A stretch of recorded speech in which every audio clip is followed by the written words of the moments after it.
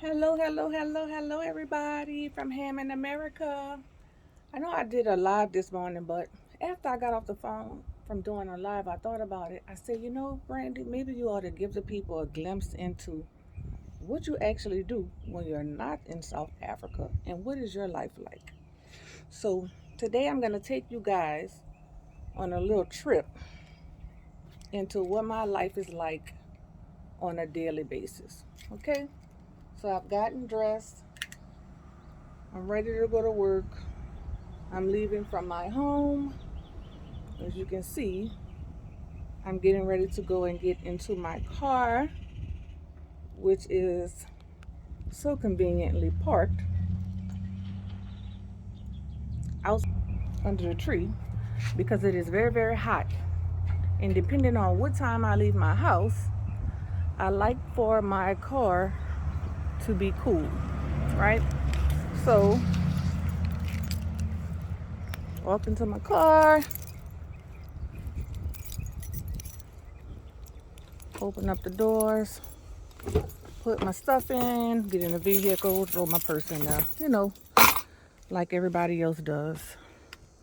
Gotta have my water. There, all right? And yes, you did see what you thought you saw. Can't leave home without protection. I'm a single mother of 4 with one grandson, and I live alone, right? Well, I don't have a male presence in the house other than my youngest son. So I always leave the house, make sure I'm protected because people lose their mind. And I want to be able to lose my mind too if somebody tries something, right? So we're going to turn this around. I'm going to put this here so you guys can see. Turn the car on. Always practice safe driving. Put your seatbelt on. All right, and let's do this. All right, so I live in a very, very rural part of Louisiana, although I'm from New Orleans. I don't live in New Orleans anymore because it got a tad bit unsafe, and I have teenagers that I'm trying to raise to have some sense, right? So, take you on a journey. As you can see, our neighborhood is not very, very huge. My neighbors live there. The people that live right there are related to the others. They're brothers and sisters. That's my good neighbor Tammy over there. She stay on the cruise. I want to be like her when I grow up. And then you can see the other houses here, there, and everywhere, right?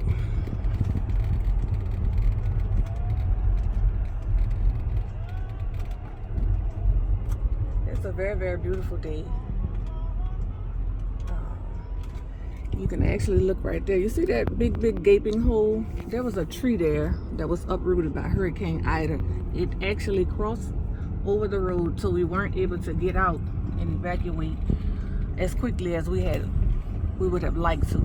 We had to wait for the guys in the neighborhood to kind of like clear the way, cut some of the trees up for us to be able to get out. And so this is my little neighborhood.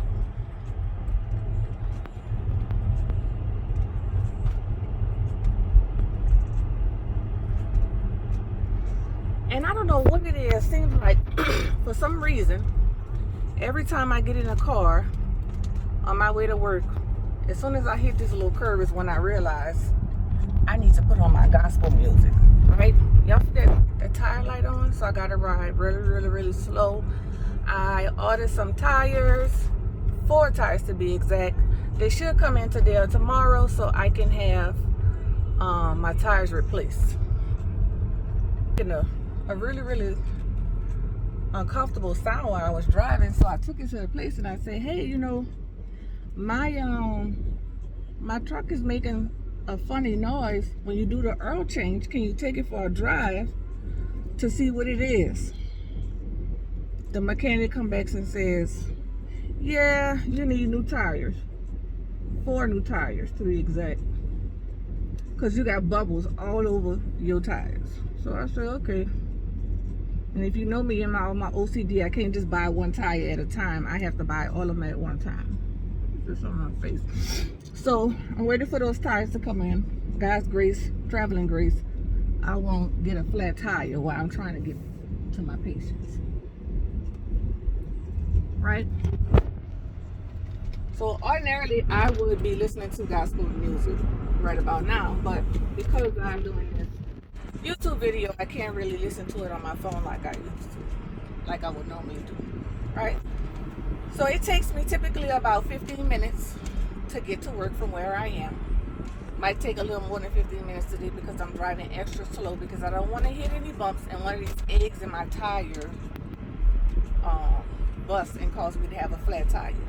Then I'm going to be on the side of the road like a damsel in distress, not knowing what to do, right? So we'll take it slow.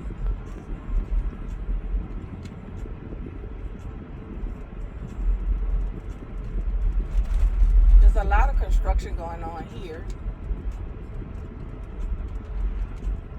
As the city of Hammond tries to become more industrialized and more city-like. You know, this is a place you escape to when you like quiet, right? We have horses, everything you could think. You'll name it. You name it, you'll see it while you're driving. I don't know what's going here, but there's usually horses right here. I don't know where they at today. I don't know. Maybe they grazing somewhere being horses. Right? Over here, over there.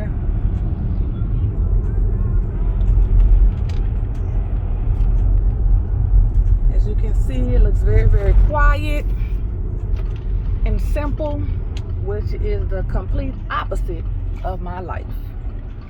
My life is very noisy and busy and filled with patient care and taking care of children and being a mommy, a daddy sometimes too.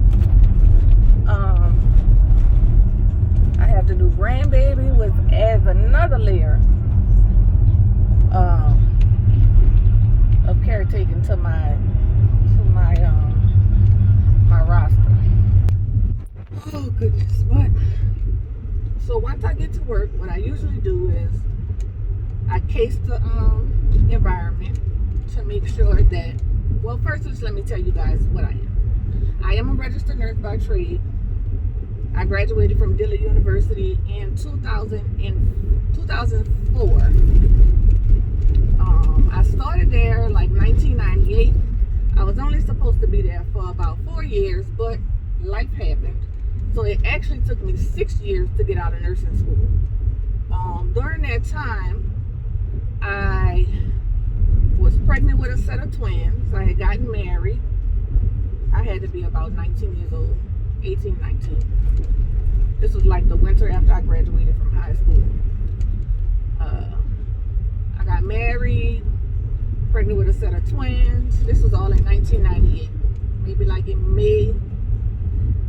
So I found out I was pregnant maybe in like January, February of 98. In May of 98, I got married. In June of 98, I lost my husband to violence in New Orleans. In July of 1998, I gave birth prematurely to a set of fraternal twins, Corey and Cody, who are now 24 years old, right? August of 1998, I actually went into the nursing program at Dillard. I was already a student there, but you know you got to finish your prereqs first. Finished my prereqs, got into the nursing program. Maybe about 2 months in the nursing program, I got diagnosed with thyroid cancer. Go figure, right? If it can happen, it'll happen to me. So needless to say, 1998 was a very, very tumultuous tumultuous year for me. I was a wife, a mother, a widow, a nursing student. I worked full time in a neuro ICU at Charity Hospital as a nurse tech because I hadn't finished school yet to become a nurse. So I was working full time. My husband had died, and I was raising these babies, so I had to do what I had to do. So my mom, she was like, basically, I raised my twins. You're gonna have to figure out how to raise yours too. So she wasn't as helpful as I would have liked her to be, but nonetheless, if I really, really needed her, she would have been there, I would imagine. And so that's why I play such a vivid role in my daughter's becoming a mother, because I don't want her to ever feel like she's alone. So nonetheless, I doing all of that, got diagnosed with thyroid cancer, went through the treatment. That was one of those things that caused me to prolong my time at Dillard University because I had to step away and handle some health issues. That if you ever had something, if you ever been diagnosed with cancer or something that some type of illness that doesn't quickly go away, you can never imagine what it feels like. But in hindsight, I always say God, I always say God is in the details, but I always say God was definitely in these details, because what better way to become an excellent nurse than to become a patient first, right? So it was a humbling experience for me. I became a patient first. So I had to rely on people to help me and take care of me. I had no energy. I don't know if you guys are really familiar with what thyroid cancer looks like, but physically you look fine unless you have something like Graves' disease or something like that and your eyes bulge. But I didn't have that kind. I had a mass, a golf ball sized mass on my thyroid gland. When they first noticed it, I was like, look, it's not bothering me. I'm not going to bother it. It was a routine physical that I needed to get into school. So I got it, and I'm like, you know what? It's not bothering me. I'm going to leave it alone. Well, nonetheless, a couple of months down the line, when I went for a follow-up, they were like, look, you're going to have to make a decision because it's getting bigger. It'll eventually keep growing and cause damage. All right, take the thing out. So they took it out. Didn't know what it was when they took it out. They did a biopsy of it once they removed it.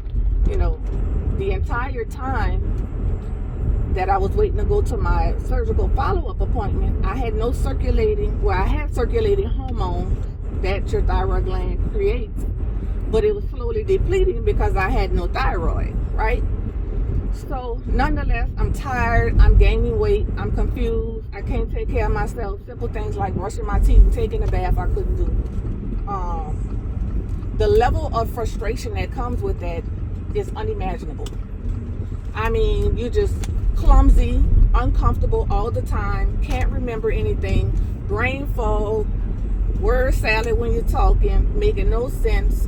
And then I was radioactive because of the medicine that they gave me. So remember, I had these 2 newborn babies, and I couldn't, though they weren't babies by the time I had it removed, but I had these 2 small children that I had to take care of that I really couldn't be around because I was radioactive when I finished. So, people came in the hospital, they had to wear like this shield. I would have to flush the toilet behind myself twice if I used it. It was horrible. So that whole experience prepared me to be a better nurse, because I know what it felt like to become a patient. Let's talk more about the thyroid, because a lot of people don't know what the thyroid gland is, and it's one of those cancers that go really, that doesn't get as much of attention that it should. So the thyroid gland is a small butterfly-shaped gland that sits in the middle of your neck right here. And it secretes a hormone into your body. It secretes the hormone that controls weight loss and weight gain, hair loss, hair growth, memory, metabolism, hence your weight fluctuates a lot.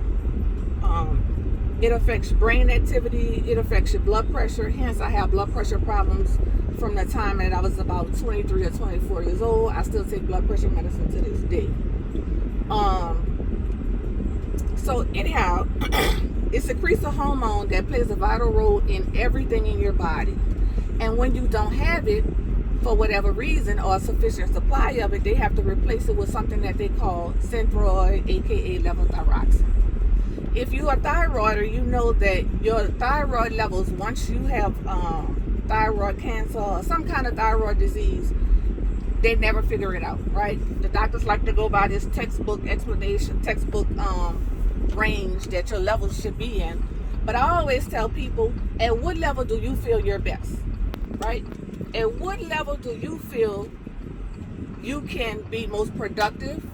You can sleep at night? Because I had a huge time where I suffered from insomnia really, really bad. I couldn't sleep at night. So what level did they, what medicine or what dose of the medicine did they put you on that made you feel most comfortable, where you could function? You could get up on time, you could fall asleep, you can get yourself dressed, you don't appear to have ADHD where you're all over the place. You can remember things. It was very, very difficult for me as far as the memory portion, because I used to have the memory of an elephant. But I mean, I could spit a phone number out the top of my head,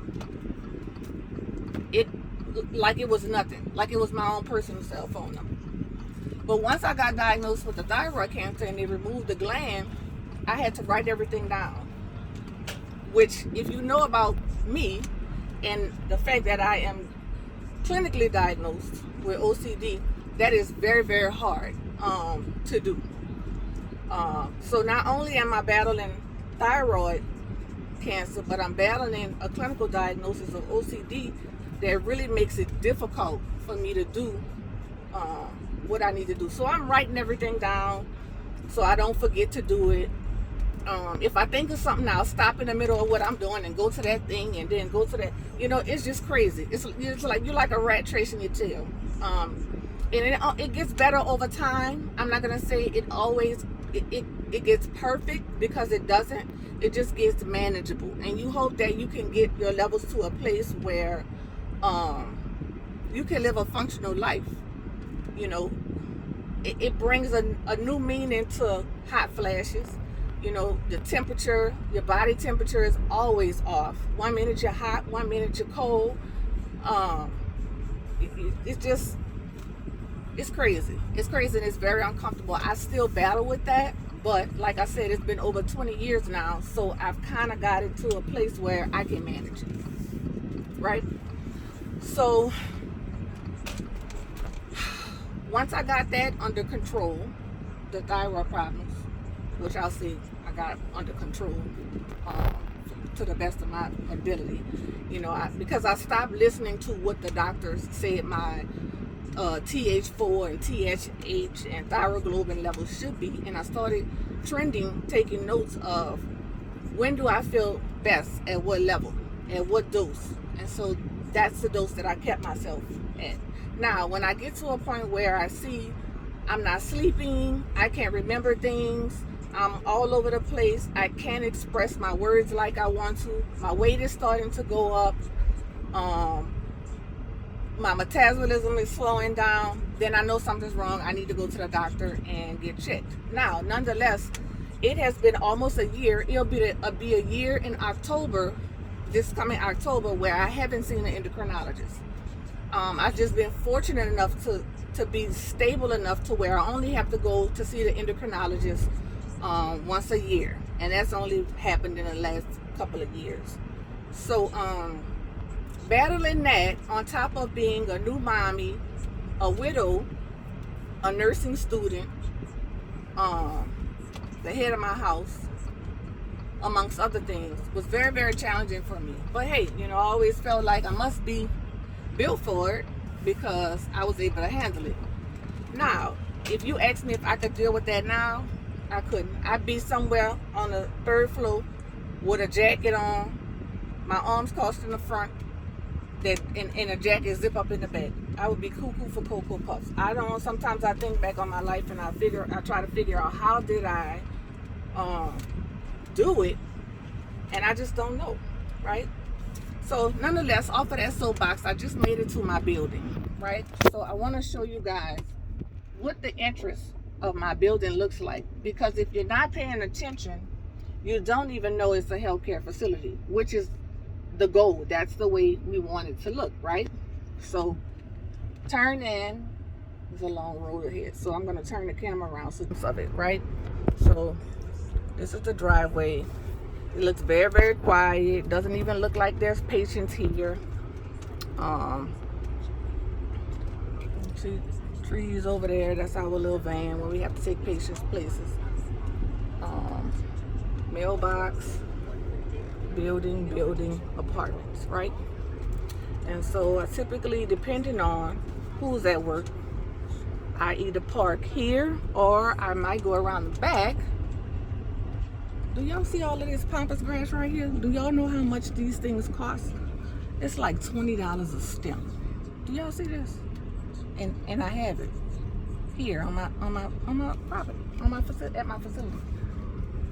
Okay, so this is the back way. You can see the building from the back. The plants right there. That's one of my patients. Wants me to allow him to plant stuff, but I won't allow him to dig up the ground and disturb the landscape, so he's a little upset with me right now. So okay, I pulled into work. So this video has been very, very long, so I'm gonna stop the video. I'm gonna go into work, and then in a few minutes I'll get back on and give you guys part 2 of this. Okay? Alrighty, bye-bye.